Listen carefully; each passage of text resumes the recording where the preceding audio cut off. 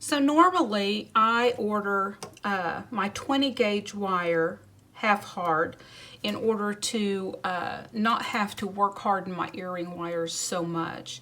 So I took this little piece of 20 gauge wire and annealed it. So if you've been ordering half hard, you're going to want to anneal it so that it'll be easy to form into jump rings.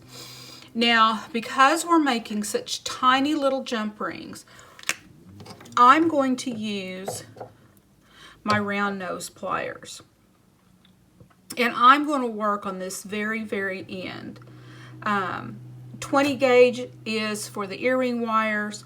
That wire is the same as this, so it doesn't need to be very big around. We're going to use 16 gauge round wire for a bail for that. But even at that, the end of this plier is going to wrap a bigger ring. So I'm going to take my wire and I'm going to start about 1 millimeter from the end. And I'm just going to wrap it tightly around. Make sure that your tail or that your end is toward the outside edge of the pliers. And just continue to wrap and move down because you want consistent size, so you're going to, as you wrap, you're going to continue to hold it about 1 millimeter, and you can just look here and tell that you're still 1 millimeter from the end, because if you're 1 millimeter away from one side, your tongue in there is 1 millimeter away on the other side. And I'm going to wrap a few here.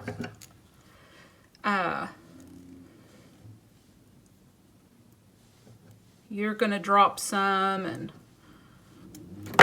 you never know what happens. So it's good to have a few extra.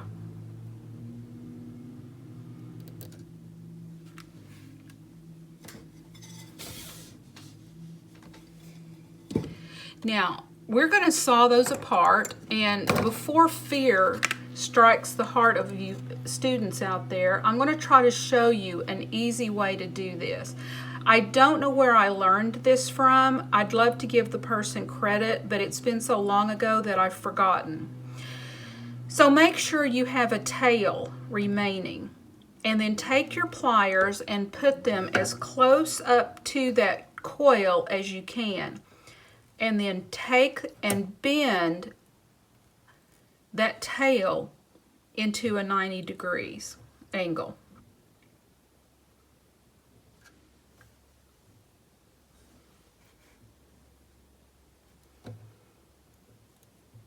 It's tiny, but I think you guys can see that. Now, cut that tail about 5 millimeters or a little more from the coil. What this is going to allow you to do is to stick that tail in a hole on your bench pin. That will allow you to have some stability as you're holding it and as you're sawing it. So now we're going to lubricate our saw, and it's still going to be finicky. Hold it so that your fingers are behind. Now, I'm going to pull this out again. I have this hole right here by my notch purposely, because when I put it on there and I have it right over the very far corner of that notch, my hope is that it will never go through and nick my fingers. It will stop at the wood. Now this is finicky, but this is jewelry. Press down and then just slowly get your, now I'm going to pull my bench tray out, so if they tend to fall off, something will catch it. Go very slowly with this process. I do have my saw slightly tilted, so it will cut the top ring off first.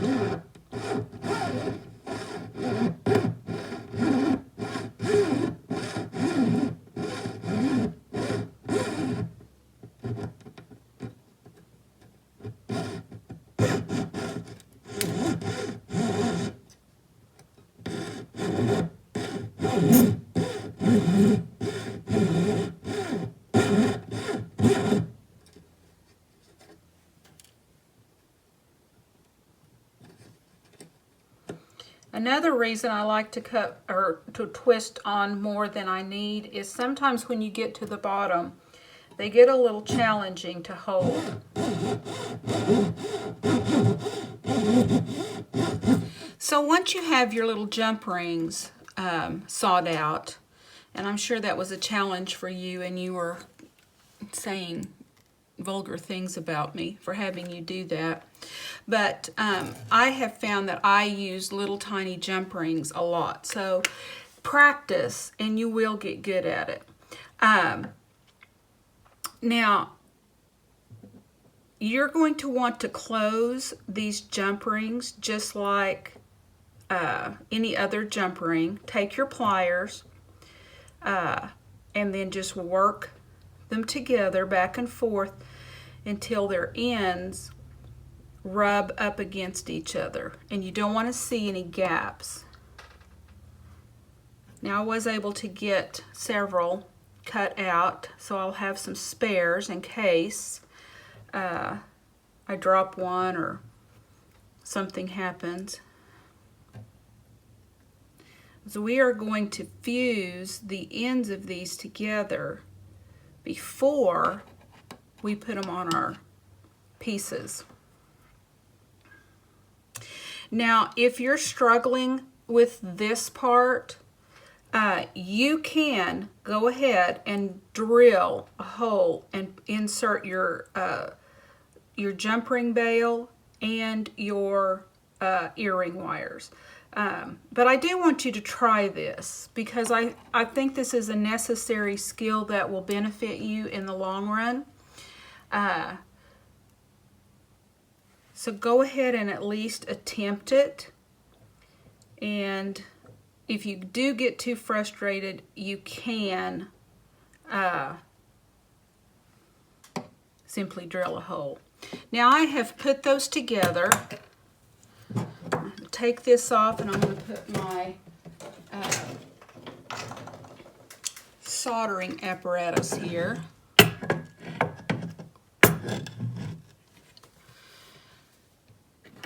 I'm going to flux them because anytime we're joining metal, even if it's just the two tiny ends of a jump ring, we do need to use flux.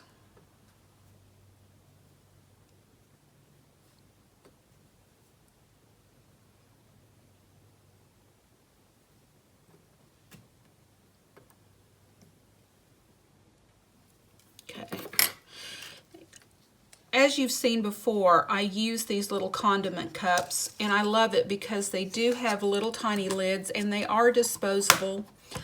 You can find those on Amazon. They have the big sizes as well as the little sizes, and they all have lids, and you can order them in a large quantity, very economical.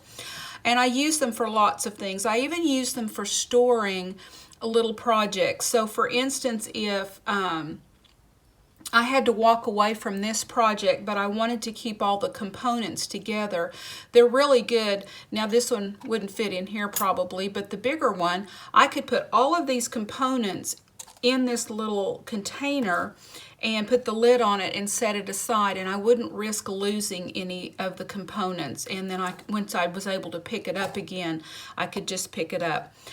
They're also good for, let's say, I probably wouldn't put earring wires in it, but it's just a good example. If you made a lot of earring wires, you could contain them in this as well. Or jump rings. If you were making a lot of jump rings and now I've got a different storage solution for jump rings. It's similar to the granule, but I'm saying if you were working on a project and you had a ton of little jump rings and you wanted to keep them together, I use that for this, mainly for in-project or in-process projects. So now what we are going to do is we are going to fuse those rings closed.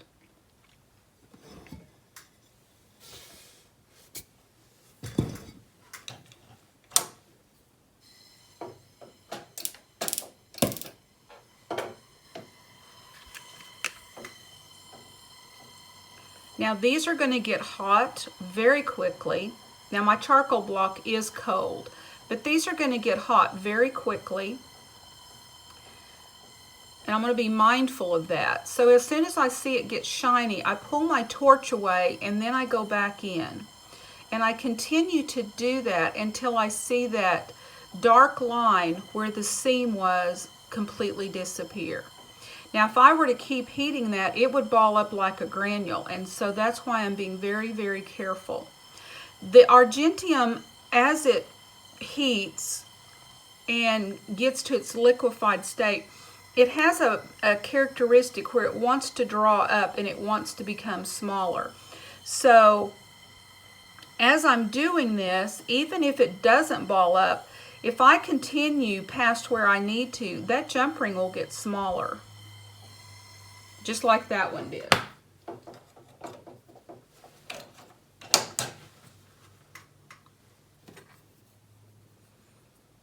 So I don't know if you can see that. I'm glad that one did that because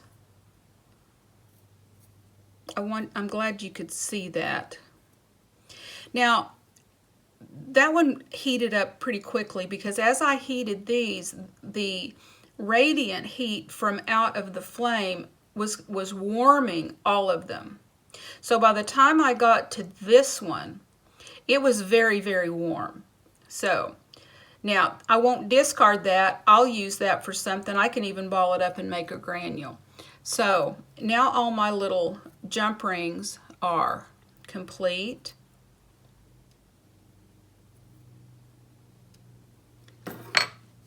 I'm going to remove this.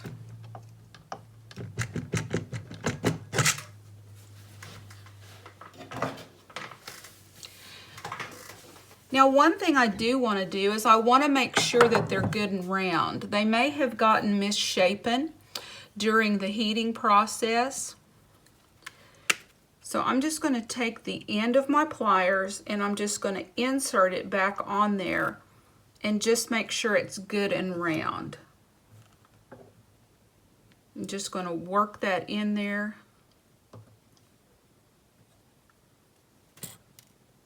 Round that up really good. Sometimes through the sawing process we pinch too hard, or through the process of working the ends back together, it misshapes it.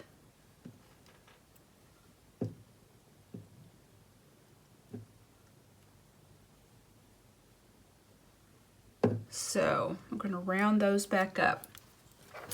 Now what I want to do is I want to mark on my pieces where I want my bail and my earring holes.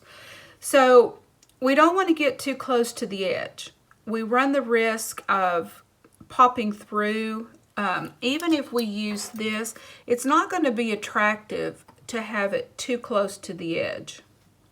So we want to allow a little bit of space, but we don't want to come too far down because then it's going to constrict our jump ring and it doesn't look attractive.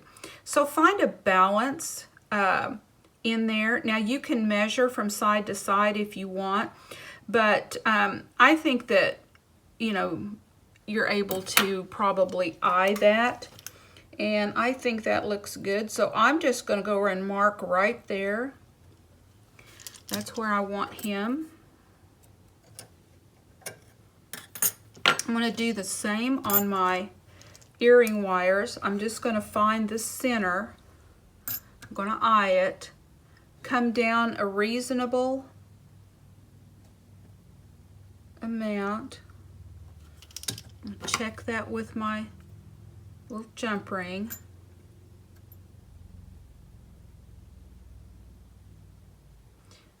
Okay. Now you don't even have to make a mark if you're comfortable with just laying your jump ring on there, and actually that one's a little to the side. So I'm just going to wipe it off and I'm going to come back. That's the good thing about Sharpie.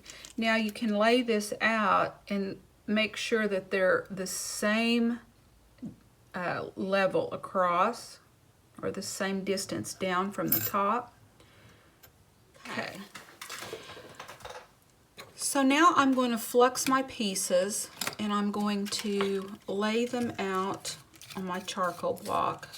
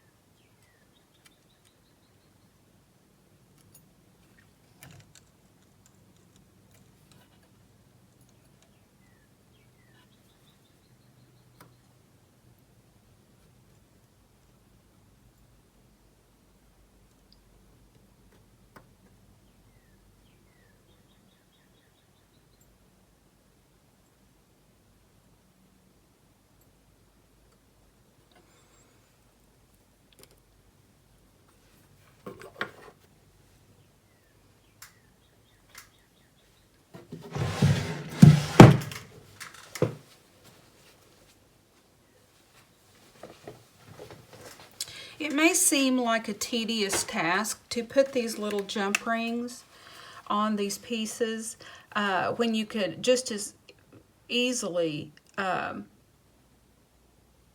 drill a hole. But it's these little tiny details done well that elevates your jewelry to the eye. People may not know initially why your piece looks so professional and well done, but it is these details that creates that illusion of something well made, and it will pay off in the long run. And as you increase in skill, these kind of fine motor skills will serve you very well. So because our pieces are domed, if I were to completely heat this up and let it get to the point where it would soften, it would slump back down and we would lose our dome. So I'm going to take some soft solder. Now with my solder, I buy the wire. It will tend to tarnish somewhat, so what I do is I take my steel wool before I use it and I just run it through back and forth until you get that shine. I cut this piece off of the roll, so I put the blue Sharpie on it so that if I laid it here on my bench, I wouldn't get it confused with just 20 gauge wire and solder. This is the easy solder. It did not pick solder well for us, and I had forgotten that it does it. I don't use easy solder very often. I almost always use hard solder. But for this little jump ring, this easy solder is going to be perfect, and we do not need to pick solder it. So what I'm going to do is I cut off 3 very tiny little snippets, and I'm going to drop 1 inside of each of the jump rings.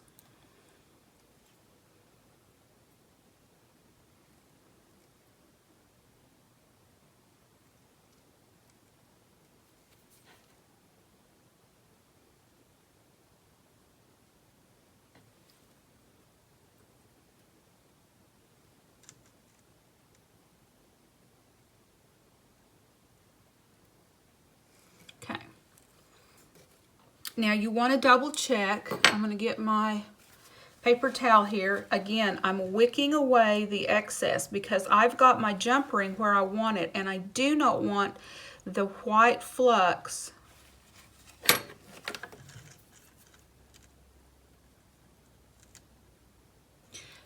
or when it goes white and puffy, I do not want it to push it away out of place. So I'm just taking this twisted up paper towel and I'm just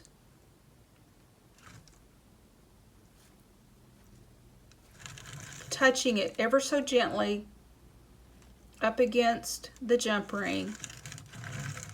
And you can double check to make sure that you have it in the center where you want it.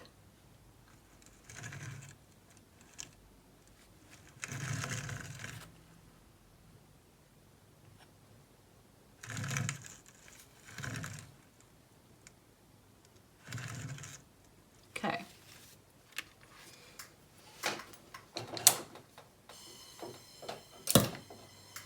Take your torch, and I'm just going to kind of gently go around to just warm the metal.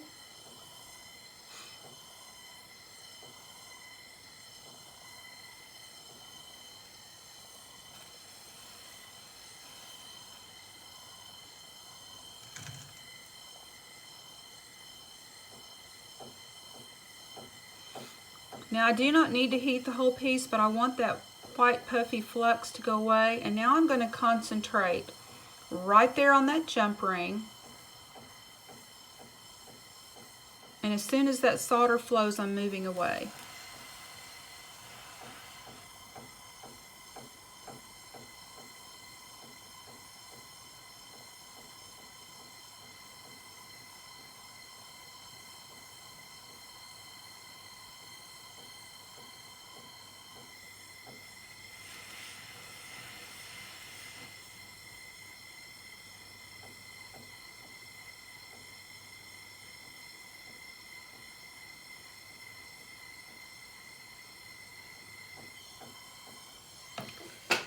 And we're done. So now I'm going to let those cool just enough to quench. Remember, if it skitters, wait. If it sizzles, quench.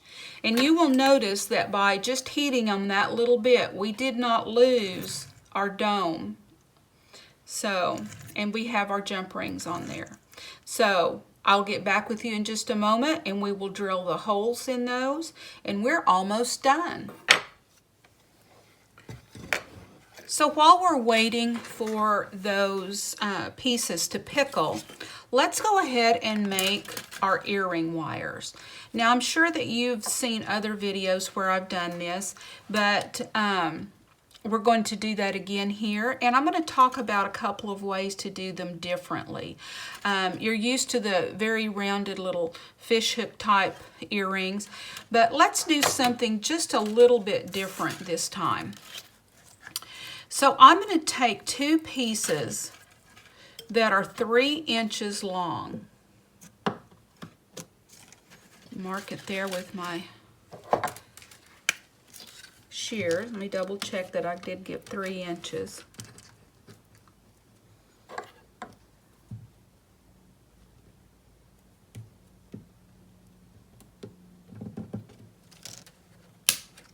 Cut 2 of those.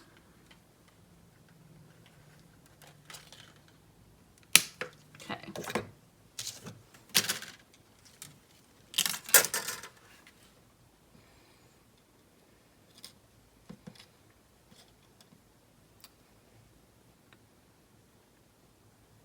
Straighten those just a bit so that they're easier to hold perpendicular, so that I can get a good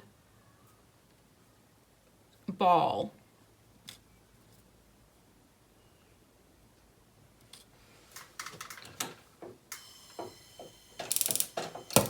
I'm going to light my torch, and then I'm going to ball up the end.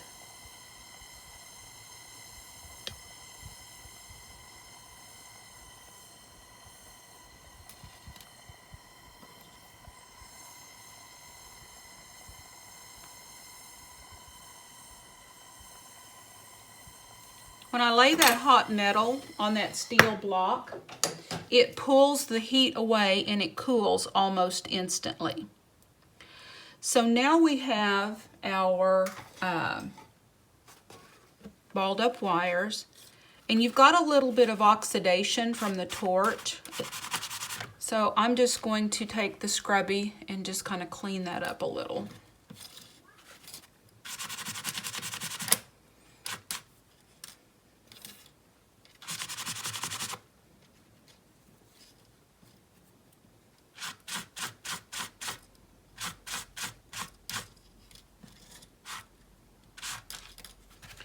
Now I still want a tight little ball on the end. I think that anchors the earring best. So again, I have my mark on my pliers. I'm going to rest the ball right there on that mark, and I'm going to press the ear wire around until it hits the ball. And I'll do the same on this one.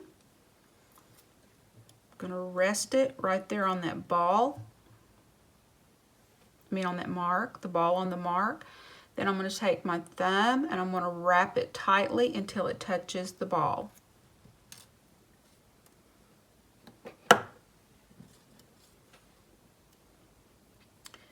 Now at this point, I'm going to hold them together and I'm going to make sure the ends are the same. I'm just going to take them and trim them together. Now I know that they will be the same length. So we're going to make them look a little bit like this. And in order to do that, I'm going to measure down from the bottom. I'm going to measure 3/4 of an inch because I want a little bit of a straight drop. I've made this similar style for this earring before and it's very attractive. It keeps it from hanging too close to the ear. So I'm going to lay that together, mark them the same. Then I'm going to take my round bail pliers and I'm going to put that mark right in the center of that bail. I'm going to pinch it down so that I'm pinching right on that mark. And then I'm going to bring this end around, and I'm actually going to bring it back a little bit further, and then I'm going to pull it back. Okay. The same thing here. I'm going to pinch it right on that mark, but I want to make sure that my thing is turning up so that my earring is going the right direction. And I'm going to take this, I'm going to pull it around, and I'm going to push it past and then pull it back. So now what I have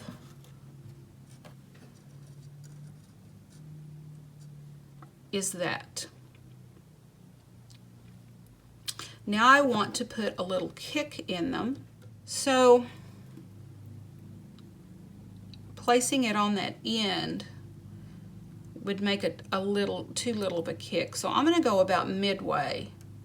Since I had to trim just a bit off, I'm going to go midway of that loop and I'm going to do a kick out. Same thing on this one. Position my pliers there. I'm going to go midway of this loop and I'm just going to do a little kick out. Now that's a little tight. So now what you want to do is you want to just make sure they're straight. I want to make sure that loop is straight with the earring. So I'm going to pull it over just a little bit. Make sure that back one is straight.